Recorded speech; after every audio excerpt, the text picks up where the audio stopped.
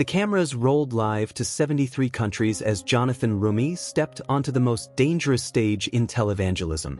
But what 12 million viewers didn't know was that the man who portrayed Jesus was carrying documents so explosive they would destroy the faith-healing empire with a single revelation. Benny Hinn sat across from him, radiating the confidence of a man who had built a $150 million healing empire and commanded the desperate faith of millions seeking miraculous cures. The king of divine healing leaned forward with his practiced smile, preparing to deliver the insult that would trigger the most shocking confrontation in religious history. "Maybe you should stick to acting lines, Grifter," Hinn declared with crushing authority. Hollywood pretenders have no place discussing real miracles with authentic servants of God. 8,000 pastors watched in stunned silence as Christianity's most famous healer publicly humiliated the man millions saw as the face of Christ. But Jonathan didn't flinch. Instead, he sat perfectly still, studying Hinn with eyes that held a secret so devastating it could collapse the entire healing industry overnight. When he finally spoke, his voice was barely a whisper yet carried more authority than all of Hinn's booming proclamations. "Before we discuss who the real servants are, Pastor Hinn, there's something these leaders deserve to know about you. Something about the Miracle Documentation Project and what really happened to the families you claimed to heal." The color drained from Benny Hinn's face. His confident smile vanished as 30 years of carefully buried secrets suddenly threatened to surface. The audience gasped, sensing they were witnessing something that would change everything. What Jonathan revealed next about Benny Hinn's secret medical files would shake every healing ministry in America, but that's only the beginning of the most explosive expose in religious history. The silence in the auditorium was deafening as Benny Hinn sat frozen, his empire suddenly as fragile as glass. But what made this moment even more explosive was what the audience could sense but couldn't yet understand. This wasn't just about one man's reputation. This was about the entire $2.8 billion faith healing industry built on the desperate hope of families watching their loved ones die from incurable diseases. Jonathan understood that millions of believers had emptied their bank accounts, sold their homes, and spent their children's college funds believing that their financial sacrifice could purchase divine healing from God. Families had traveled across continents, carrying dying relatives to healing crusades, convinced that one touch from an anointed minister could reverse cancer, restore sight, or cure paralysis. Tonight, that multi-billion-dollar deception would finally be exposed. But the Miracle Documentation Project was just the first domino in a chain that would reveal the darkest secrets of America's healing ministry empire. Secrets that reached into the highest levels of televangelism, involving falsified medical records, staged testimonies, and a systematic network designed to exploit the most vulnerable people on earth, those facing death with nowhere else to turn. The cameras captured every micro-expression as Hinn tried desperately to regain his composure, but his trademark confidence had evaporated completely. He knew that Jonathan wasn't just an actor anymore. Somehow, this man had uncovered information that could destroy everything Hinn had built over 5 decades of ministry. Information that certain people had been silenced to protect. Information that proved the healing crusade empire wasn't just ineffective, it was a carefully orchestrated system designed to transfer wealth from dying families to religious celebrities living in luxury. Jonathan turned to face the camera directly, his presence commanding the attention of viewers around the world. His voice carried the weight of prophetic authority as he delivered the most important message in healing ministry history. If you've ever wondered why healing evangelists live in mansions while the people they claim to heal are still sick and struggling. If you've ever questioned why God seems to bless the wealthy preachers while the faithful families suffer in poverty after giving their last dollar for a miracle that never came. If you're ready to learn the truth about what really happens to the medical records of people who attend healing crusades, then you need to hear every word of what comes next. His voice grew stronger, more urgent. Hit that like button right now if you believe authentic healing comes from genuine compassion, not financial transactions. Drop the praying hands emoji in the comments if you're tired of watching spiritual leaders get rich while desperate families get poorer and sicker. Subscribe if you want to join the millions who are choosing medical truth over miracle marketing, because what you're about to witness will change how you approach faith healing forever. The energy in the auditorium was electric, but Jonathan wasn't finished building the stakes. Share this video immediately because the healing ministry establishment will try to silence this revelation. They'll claim it's an attack on faith, but what you're about to see is actually faith defending itself against those who've corrupted divine healing for profit. This isn't about destroying hope. It's about redirecting hope toward authentic medical care combined with genuine spiritual support. The medical files Jonathan was about to reveal would prove that Benny Hinn knew exactly which healings were real and which were fake, and the shocking truth about what happened to families after the cameras stopped rolling. The silence shattered as Benny Hinn exploded to his feet, his voice booming across the auditorium with the fury of a man fighting for his spiritual survival. "Enough!" he roared, his words echoing through the massive sound system like thunder. The 8,000 pastors jumped in their seats, shocked by the raw power radiating from the man they had revered for decades. But this wasn't the gentle healing minister they knew from television. This was something more desperate, more dangerous, a religious empire builder whose throne was being threatened. "You want to challenge me, Hollywood?" Hinn snarled, pointing a trembling finger at Jonathan. "You think because you wore robes and grew your hair long for a television series that you understand the first thing about real divine healing?" His voice rose to near-screaming intensity, decades of suppressed pride erupting like a volcano. "I've been healing the sick and casting out demons while you were memorizing scripts in makeup trailers. The Holy Spirit flows through my hands to restore sight to the blind and strength to the paralyzed." Hinn paced the stage like a caged lion, his expensive suit wrinkled, his carefully styled hair disheveled from running his hands through it in frustration. "I've filled stadiums in 73 countries. I've written 15 best-selling books on divine healing that have transformed millions of lives. Presidents and prime ministers have called me for prayer. I've built hospitals, medical clinics, and healing centers around the world." The audience watched in stunned fascination as their beloved healing evangelist unleashed decades of accumulated arrogance. "And you," Hinn continued, his voice dripping with contempt, "you're nothing but an actor, a pretender, a man who makes money playing Jesus while real ministers like me do the actual work of healing the nations." He whirled to face the camera, his eyes wild with desperation masked as righteous indignation. "People watching at home, don't let this Hollywood deceiver fool you with his lies and conspiracy theories. I've dedicated my entire life to bringing God's healing power to the suffering masses." His voice took on that honey-sweet tone that had hypnotized millions of desperate viewers over the decades. "Look at the evidence of God's blessing on my ministry. Would the Almighty allow a false healer to experience such incredible success? Would Jesus permit a deceiver to see thousands of miraculous healings in crusades around the world?" But even as he spoke, sweat poured down his face despite the air conditioning, and his hands shook with barely controlled panic. The mention of the Miracle Documentation Project had triggered something primal in him, the terror of a man whose darkest secrets were about to be exposed. "I've helped more sick people find healing than any actor ever will," he continued, his voice cracking slightly under the pressure. "I've shown them that God's power is real, that divine healing is available to everyone who believes, that miracles still happen in our modern world." His desperation was becoming more obvious with every word. "While you were pretending to be holy on a movie set, I was actually laying hands on the sick and watching God perform impossible healings." The crowd began to murmur, some nodding in agreement with their beloved healing evangelist, but others looking confused and uncomfortable.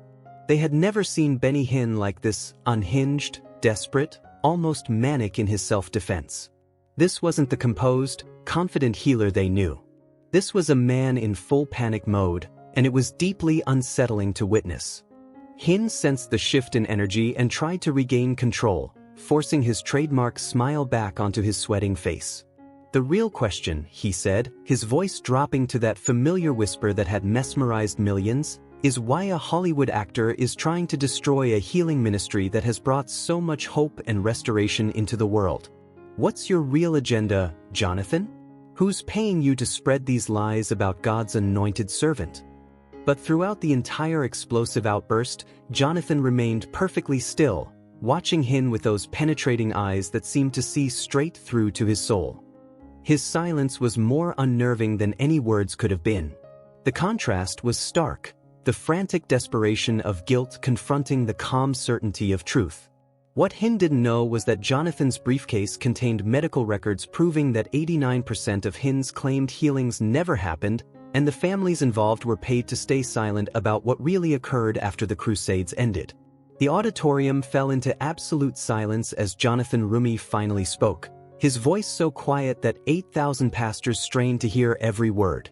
"Pastor Hinn," he said, and that single word cut through the air like a blade, carrying more authority than all of Hinn's desperate shouting. "Your healing empire, your success, your global ministry, all of it built on the suffering of Margaret Patterson and thousands of families just like her." The color drained from Hinn's face as he sank back into his chair, his confident bluster evaporating completely. Jonathan's eyes never left Hinn's terrified face as he continued with devastating calm. "Margaret Patterson was 71 years old when she attended your miracle crusade in Phoenix, Arizona, in March 2019. Stage 4 lung cancer, given 3 months to live by Johns Hopkins Medical Center, living on $900 Social Security with her grandson taking care of her in a small apartment." Jonathan reached into his jacket and pulled out a small audio recording device, holding it up for everyone to see. "You told Margaret that if she planted her entire $2,400 savings as a healing seed into your ministry, God would not only heal her cancer but restore her youth and multiply her finances 100-fold. I have the audio recording, Pastor Hinn. Should these spiritual leaders hear you promise a dying grandmother that money could purchase a miracle from the Almighty?" The auditorium erupted in gasps as Hinn tried to speak but only managed strangled, croaking sounds. His hands gripped the armrests of his chair so tightly his knuckles turned white. Jonathan's voice grew stronger, filled with righteous fire. "Margaret gave you every penny she had, convinced that her faith combined with financial sacrifice would activate God's healing power in her body. She believed your promise that within 30 days, her doctors would find no trace of cancer anywhere in her system." The silence was deafening as Jonathan continued his methodical revelation. But when Margaret returned to her oncologist 6 weeks later, not only had the cancer spread to her liver and bones, but her condition had worsened dramatically because she had stopped her chemotherapy treatments, trusting completely in the healing you had promised her. When she called your ministry office asking for prayer and guidance, do you know what your staff told her? Jonathan paused, building unbearable tension as every person in the auditorium hung on his next words. They blamed her for not having enough faith. They suggested that God was withholding healing because of hidden sin in her life. They told a dying grandmother that her lack of complete trust was preventing the miracle she had already paid for with her life savings. His voice rose with prophetic authority. Margaret Patterson died 4 months later, not in a hospital with proper medical care, but in a homeless shelter because she couldn't pay rent after giving you her savings. Her 19-year-old grandson, Michael, was forced to drop out of college to work 2 jobs trying to pay for her final medical expenses. The healing seed she planted in your ministry produced nothing but poverty, suffering, and death. The crowd descended into chaos, pastors crying out in shock and demanding answers. But Jonathan wasn't finished. He stood slowly, his presence commanding absolute attention as he reached into his briefcase. "But here's what you don't know about Margaret Patterson, Pastor Hinn. She was a retired medical records administrator. Even while dying from cancer, she documented everything, every conversation with your ministry, every promise you made, every cruel response she received when your healing failed to materialize." Jonathan pulled out a thick manila folder, its contents rustling ominously in the silent auditorium. "Before Margaret died alone in that shelter, she gave me complete access to your ministry's internal communications, financial records, and most importantly, the medical documentation system you use to track the people who attend your healing crusades. What I found in those files will shock these spiritual leaders more than anything they've ever heard." Benny Hinn sat completely broken, realizing that his carefully constructed facade was about to be utterly destroyed. The audience watched in amazement as the most devastating expose in healing ministry history approached its explosive climax. But they had no idea that Margaret's story was just the beginning of revelations that would shake the entire televangelism industry. What Margaret discovered in those medical files would prove that Benny Hinn had been systematically documenting the deaths of people he claimed to heal, and using their stories to raise millions from unsuspecting donors who believed the healings were permanent. Jonathan reached into his briefcase and pulled out a thick stack of medical records, the rustling papers echoing through the silent auditorium like thunder. Benny Hinn's eyes widened in terror as he recognized the documents that could destroy his empire forever. "The Patterson medical files, Pastor Hinn," Jonathan said, his voice carrying divine judgment. "Tell these spiritual leaders about the secret database you maintain tracking every person who claims healing at your crusades." The audience leaned forward as Jonathan opened the folder, revealing medical charts, death certificates, and follow-up reports that painted a picture of systematic deception. Margaret didn't just document her own tragedy. She uncovered your ministry's internal tracking system that monitors the medical outcomes of everyone you claim to heal. Jonathan's voice grew stronger. Of the 3,247 people you publicly declared healed in 2019, Pastor Hinn, 2,891 of them, that's 89%, either died within 18 months or showed no medical improvement whatsoever. The auditorium exploded in outrage as the staggering numbers sank in. But Jonathan continued his methodical destruction.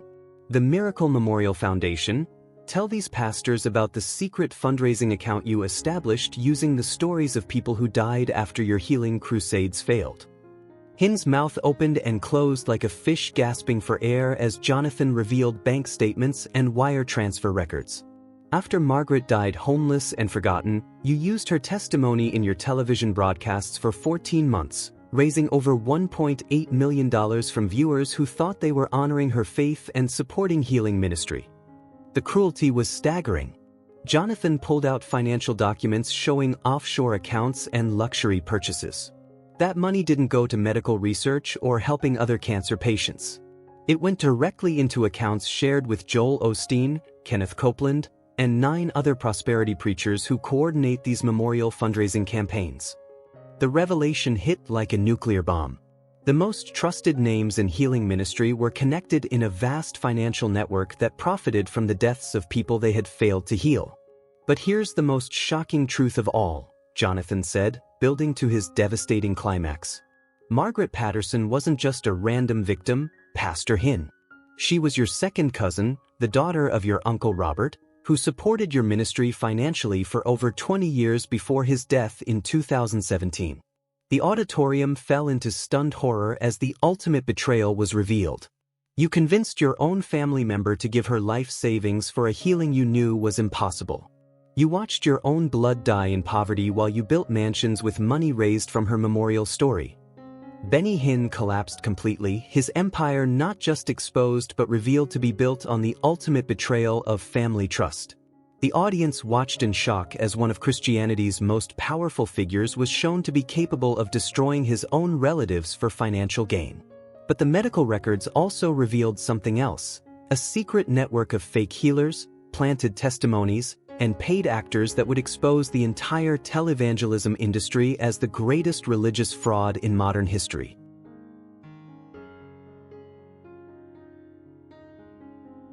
As the auditorium erupted in chaos, Jonathan raised his hand and commanded instant silence with supernatural authority. 3 years ago, he began, his voice cutting through the noise like a beacon of hope. Michael Patterson reached out to me after watching The Chosen. Margaret's grandson showed me his grandmother's medical files and asked one simple question: how do we stop this from happening to other families? The crowd listened in fascination as Jonathan revealed his true mission. That's when I discovered Margaret wasn't alone. There were thousands of families scattered across the nation, all carrying identical stories of broken promises, stolen savings, and loved ones who died waiting for healings that would never come. Jonathan turned to face the camera, his presence filling screens worldwide. While Pastor Hinn was building his empire on their suffering, we were building something entirely different. The Margaret Patterson Medical Prayer Network, operating in secret for 2 years, providing real support to families facing medical crises. His voice grew stronger with righteous purpose. free medical advocacy, connections to legitimate treatment centers, financial assistance for actual healthcare costs, and most importantly, spiritual counseling that doesn't blame sick people for their illnesses or promise miracles in exchange for money. The beautiful irony wasn't lost on anyone as Jonathan continued. Michael Patterson is now our lead medical coordinator, using his grandmother's tragedy to help other families navigate the healthcare system without falling victim to healing ministry fraud. The very grandson whose college fund was stolen is now leading the movement to protect vulnerable families. Jonathan's eyes blazed with divine fire. Over 180 authentic pastors in this auditorium tonight have been secretly working with us, identifying fake healers in their regions and helping families transition to churches that provide genuine medical support instead of false hope. The energy completely shifted as pastors began standing throughout the crowd, nodding in agreement, their faces filled with determination. The healing ministry empire isn't just being exposed tonight, it's being replaced by the very people it tried to exploit. Jonathan turned back to Hinn, his voice filled with both judgment and mercy. Your empire was built on deception, Pastor Hinn, but from its ruins we're building something real. Churches that connect families with qualified doctors instead of promising impossible cures. Ministries that provide practical support during illness instead of blaming victims for lack of faith. As Benny Hinn sat broken and defeated, Jonathan delivered the final blow. The most beautiful part isn't your downfall, Pastor Hinn. It's that Margaret Patterson's sacrifice became the foundation for authentic healing ministry's comeback. Her grandson isn't just surviving, he's thriving, leading a movement that will protect millions from experiencing what his grandmother endured. But what the audience didn't know was that Michael Patterson had uncovered one final secret in his grandmother's files, evidence that would expose the entire fake healing actor network and bring down every major healing evangelist in America. The atmosphere had completely transformed from religious ceremony to spiritual revolution.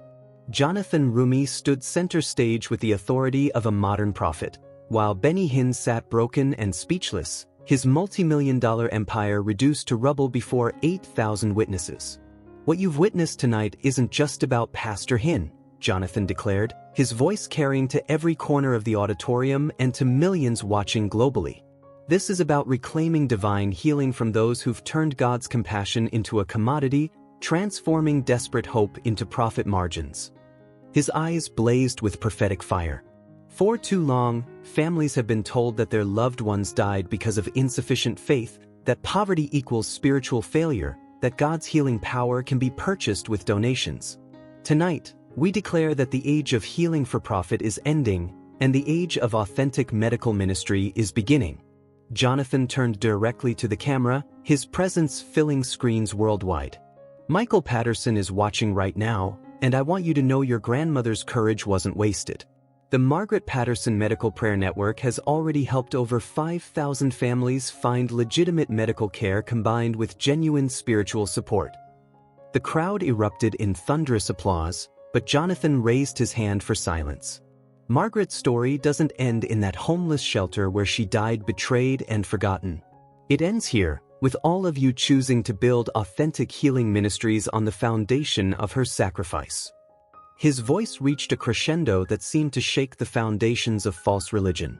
Drop "authentic" in the comments if you're ready to choose real medical support over miracle marketing. Share this video immediately if you believe Margaret's story must reach every family facing medical crisis. Subscribe if you want to join millions building healing ministries that serve communities instead of enriching celebrities. Jonathan's final commission rang with divine authority. The Margaret Patterson Medical Prayer Network launches nationwide next month, partnering with hospitals and legitimate churches to provide what healing crusades never could: real help, honest hope, and authentic spiritual care that doesn't exploit desperation. As the broadcast reached its climax, Jonathan stood with arms outstretched, his voice filling the auditorium. Divine healing was never for sale and never will be. Margaret Patterson's voice will not be silenced. Her grandson's future will not be stolen. And her legacy will transform how the world approaches faith and medical crisis. The final frame displayed the network logo with the words, "Authentic Care. Real hope. Genuine support."